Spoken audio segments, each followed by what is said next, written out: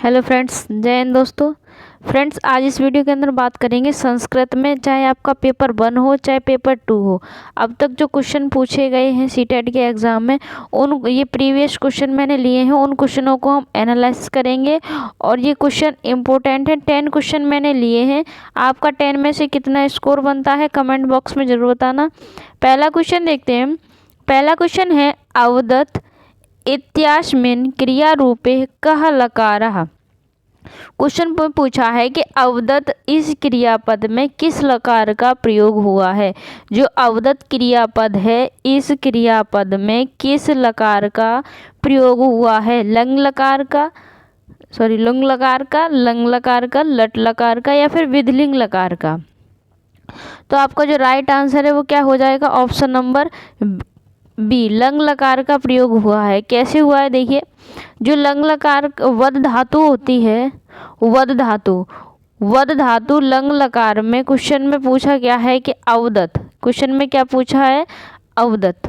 अवदत् जो शब्द है वो किस धातु का है, वद धातु, लंग लकार का प्रयोग है, प्रथम पुरुष एक वचन। दिखाई दिया आपको, अवदत् ये किसका है, प्रथम पुरुष का है, प्रथम पुरुष वाली लाइन है और एक वचन का है। ठीक है, एक वचन, द्विवचन और ये होता है बहुवचन। ठीक है, तो अवदत् किसका है, प्रथम पुरुष एक वचन, वद धातु, लंग लकार का, ठीक है, लंग लकार का रूप है। तो इसका जो राइट आंसर है वो क्या हो जाएगा, ऑप्शन नंबर बी। अगला क्वेश्चन है, करोड़या अस्मिन् पदे कः विभक्ति वर्तते। करोड़या अस्मिन् पदे का विभक्ति वर्तते। जो करोड़ा शब्द पद है, इसमें कौन सी विभक्ति है। क्वेश्चन में पूछा है जो करोड़ा पद है इसमें कौन सी विभक्ति है, द्वितीय है, तृतीय है, पंचमी है, चतुर्थी है। देखते हैं कि करोड़या पूछा है, तो करोड़या आपको कहाँ मिल रहा है, ये मिल रहा है। करोड़या आपको कहाँ मिल रहा है, ये मिल रहा है। तो ये कौन सी विभक्ति है, तो इसका जो राइट आंसर है वो क्या है, ऑप्शन नंबर बी, तृतीय विभक्ति है। कौन सी विभक्ति है, तृतीय विभक्ति है। करोड़या कौन सी विभक्ति है, तृतीय विभक्ति। तो राइट आंसर आपका क्या हो जाएगा, option number B. Question number 3 है, उदाहरण अनुसार निम्नलिखित वाक्य पद्धति चिनुत। उदाहरण के अनुसार आपको बताना है। ठीक है, क्वेश्चन देखते हैं। भाषा प्रयोगे अहम भाषायाः शुद्ध प्रयोगे केंद्रीभूतो भवामि। क्वेश्चन में पूछा है कि भाषा के प्रयोग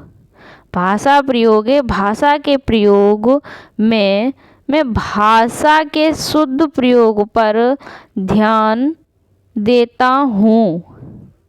ठीक है, तो ये कौन सी पद्धति कहलाती है। भाषा प्रयोग में मैं भाषा के शुद्ध प्रयोग पर ध्यान देता हूँ। उदाहरण दिया गया है कि भाषा के प्रयोग में मैं भाषा के शुद्ध प्रयोग पर ध्यान देता हूँ, इसमें कौन सी पद्धति है। ऑप्शन नंबर ए है अपरस्यायाम भाषायाम अनुवाद, या फिर कंठस्थीकरणम, या फिर पुनरावृत्ति, या फिर आत्म परीक्षणम। तो इसका जो राइट आंसर है वो क्या है, ऑप्शन नंबर डी, आत्म परीक्षणम। क्या होता है, स्वजांचना, खुद जांचना। आत्म परीक्षण पद्धति क्या होती है, स्वजांच पद्धति कहलाती है। तो राइट आंसर क्या हो जाएगा आपका, ऑप्शन नंबर डी। अगला क्वेश्चन है, द्वितीयायाम कक्षायाम छात्रा गीत गायन्ते। जो द्वितीय कक्षा के छात्र हैं, वो बच्चे हैं, वो गीत गाते हैं। ठीक है, शिरः स्कंदो जानु अंगुल्य यदा ते गीत गायन्ति तदा ते संबंधित शरीरंगाणि स्पृशन्ति अध्यापकेन पाठने का पद्धति प्रयुज्यते। ठीक है, तो क्वेश्चन में पूछा है कि द्वितीय कक्षा में छात्र गीत गाते हैं। द्वितीय कक्षा में छात्र गीत गाते हैं सिर, ठीक है, कंधे, घुटने और अंगुलियां। ठीक है, यदा ते गीत गायन्ति, जब वो गीत गाते हैं, ठीक है, तदा ते संबंधित शरीरांगानि, तो इसमें क्या है कि तो शरीर से संबंधित अंगों को छूते हैं। वो क्या करते हैं कि जब वो गीत को गाते हैं तो शरीर से संबंधित अंगों को छूते हैं। तो शिक्षण समग्र शरीर प्रतिक्रिया पद्धति का प्रयोग करेगा। शिक्षण जो है वो किस पद्धति का प्रयोग करेगा, पूछा गया है कि जो शिक्षण है वो किस पद्धति का प्रयोग करेगा। क्वेश्चन ऑप्शन देखते हैं, विभिन्न दर्शन ग्रहणम, या फिर श्रवण भाषीयता, या फिर संप्रेषणात्मक भाषा अध्यापनम, या फिर समग्र शरीर प्रतिक्रिया। तो वो क्या कर रहे हैं कि गीत को गाते समय सिर, ठीक है, कंधे, घुटने, अंगुलियों, अपने शरीर के अंगों को छूते हैं। तो वो किस पद्धति का प्रयोग कर रहे हैं, समग्र शरीर प्रतिक्रिया, टोटल फिजिकली रिस्पॉन्स। ठीक है, तो राइट आंसर आपका क्या हो जाएगा, ऑप्शन नंबर डी। फ्रेंड्स, आपने अब तक मेरे चैनल को सब्सक्राइब नहीं किया है तो सब्सक्राइब ज़रूर कर लेना। ठीक है, अगला क्वेश्चन है, क्वेश्चन नंबर 5 है, पूर्व पाठे प्रयुक्तानां शब्दानां विषये छात्रा पंच प्रश्नानां उत्तराणि धातु समूहेषु कुर्वन्ति, तदा ये अन्य समूहेन सह परस्परं प्रश्नोत्तराणि विनिमयन्ति, एतद् उदाहरणम् अस्ति। क्वेश्चन पूछा गया है कि छात्र पूर्व पाठ में प्रयुक्त शब्दों, ठीक है, के बारे में 5 प्रश्नों के उत्तर देने के लिए समूह में कार्य करते हैं। छात्र क्या कर रहे हैं, पूर्व पाठ में प्रयुक्त शब्दों के बारे में 5 प्रश्नों के उत्तर देने के लिए समूह में कार्य करते हैं। फिर वे दूसरे समूह के साथ, अन्य समूह मतलब दूसरे समूह के साथ एक दूसरे से प्रश्नों का उत्तरों को नियंत्रित करते हैं, परस्पर प्रश्नोत्तराणि विनिमयन्ति। फिर वे एक दूसरे के साथ परस्पर एक दूसरे के साथ प्रश्नों और उत्तरों को नियंत्रित करते हैं। यह उदाहरण है, एतत् उदाहरणम् अस्ति, यह उदाहरण है। ऑप्शन नंबर ए है सहपाठ्य मूल्यांकनस्य, या फिर बी स्वमूल्यांकनस्य, सी प्रतिपुष्टे, डी पठन मूल्यांकनस्य। तो इसका जो राइट आंसर है वो क्या है, ऑप्शन नंबर ए है सहपाठ्य मूल्यांकनस्य, पीयर असेसमेंट। वो क्या कर रहे हैं कि पूर्व पाठ में प्रयुक्त शब्दों के प्रश्नों के बारे में 5 प्रश्नों के उत्तर समूह देने के लिए समूह में वो कार्य कर रहे हैं। फिर उसके बाद समूह के साथ एक दूसरे से प्रश्नों को विनिमय कर रहे हैं प्रश्नों का। तो वो क्या कर रहे हैं, सहपाठी, जो पीयर उनके साथी हैं, सहपाठी हैं, उन्हीं के साथ तो वो अपना एक दूसरे से प्रश्नों के उत्तर पूछ रहे हैं, दे रहे हैं। ठीक है, तो इसका जो राइट आंसर वो क्या हो जाएगा, ऑप्शन नंबर ए, पीयर असेसमेंट वो कर रहे हैं, अपने सहपाठियों के साथ अपना मूल्यांकन कर रहे हैं। तो राइट आंसर क्या हो जाएगा, ऑप्शन नंबर ए। अगला क्वेश्चन है, पंचमी कक्षायां मनजीतः अध्यापकैः सह मित्रे सह एवमेव 2 वर्षीय बालकेन सह भिन्न भिन्न प्रकारे वार्तालापं करोति। इतने का अर्थ समझेंगे कि 5वीं कक्षा में मंजीत अध्यापक, ठीक है, अध्यापक मित्रों और 2 साल के लड़के के साथ विभिन्न प्रकार की बातचीत करता है। वो क्या करता है, जो 5वीं कक्षा का मंजीत है अध्यापक के साथ, ठीक है, मित्र के साथ, और 2 वर्षीय का जो बच्चा है, 2 साल का बच्चा है, उसके साथ विभिन्न प्रकार की वार्तालाप करता है, विभिन्न प्रकार की बातचीत करता है। अस्य अयम अर्थ यत् सामाजिक परिस्थिति अनुसारम स भाषायां प्रयुक्त जानाति।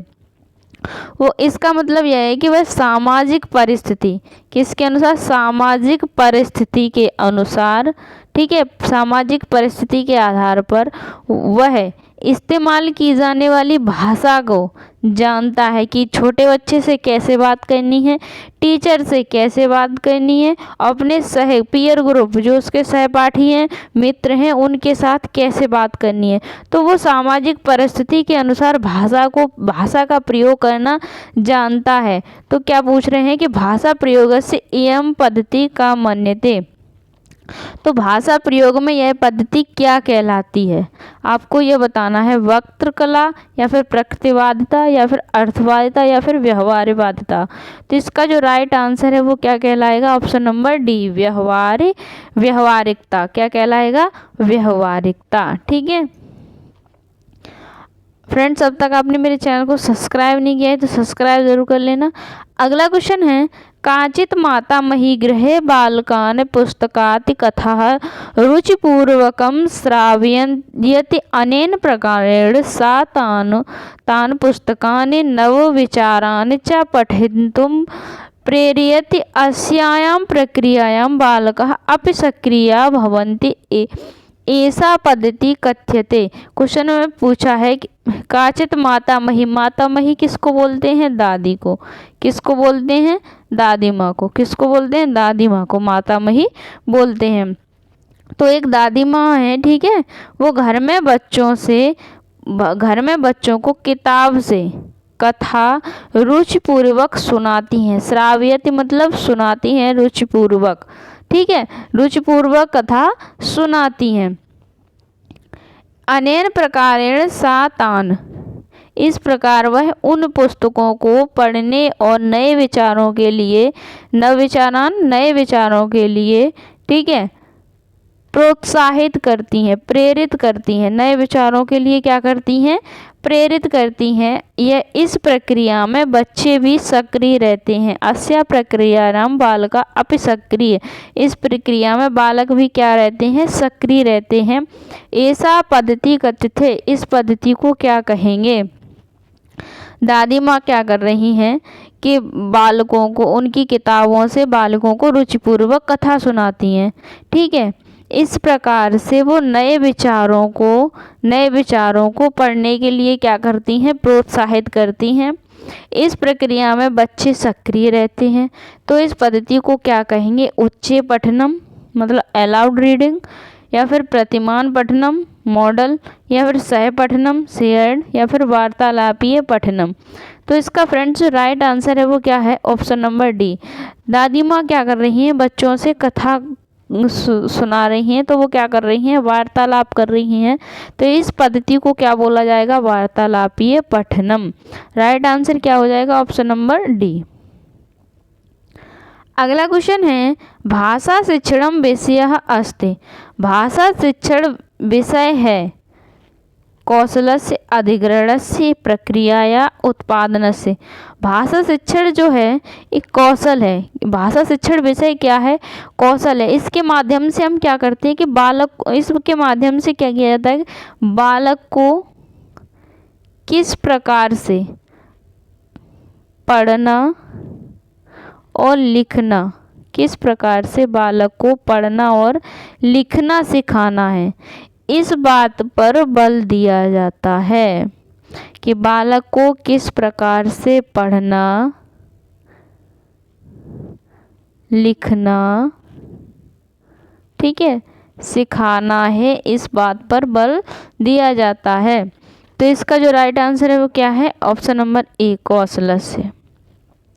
अगला क्वेश्चन है, पीत्वा इत्यस्मिन् शब्दे को धातु कश्च प्रत्यय। जो पीत्या है इस पद में, इस धातु में, इस पद में किस प्रत्यय का प्रयोग हुआ है? पीत्वा जो है इस शब्द में किस प्रत्यय का प्रयोग हुआ है? तो राइट आंसर आपका क्या हो जाएगा? Option number A, P plus कत्वत्व, या फिर प्यू प्लस कत्वत्वा, या फिर सी ऑप्शन है पा प्लस कत्वा, या फिर डी ऑप्शन है पी प्लस कत्वत्वा। तो इसका जो राइट आंसर है वो क्या है? Option number C. इसमें क्या होता है? कत्वा प्रत्यय में, जो कत्वा प्रत्यय है इसमें का क्या हो जाता है? लोप हो जाता है। त्वा शेष बचता है। त्वा क्या बचता है? शेष बचता है। तो इसका जो राइट आंसर है क्या हो जाएगा? Option number C. इसमें का लोप होने के बाद, इसमें का लोप होने के बाद क्या हो जाएगा? पीत्वा। राइट आंसर इसका क्या हो जाएगा? पीत्वा। तो इसमें कौन सा प्रत्यय है? पा प्लस कत्वा। अगला जैसे दा प्लस हत्वा दत्वा, ठीक है। धा प्लस कत्वा हित्वा, लिख प्लस कत्वा लिखित्वा। अगला क्वेश्चन है आसीत कस्य लकारस्य रूपम अस्ति। आसीत कस्य लकारस्य रूपम अस्ति। जो इसका जो आसीत जो शब्द है इसमें किस लकार का प्रयोग हुआ है। आसीत रूप है जो इसमें किस लकार का प्रयोग हुआ है। तो आसीत, एक बार देख लीजिए आसीत को, ठीक है। आसीत आपको ये दिख रहा है,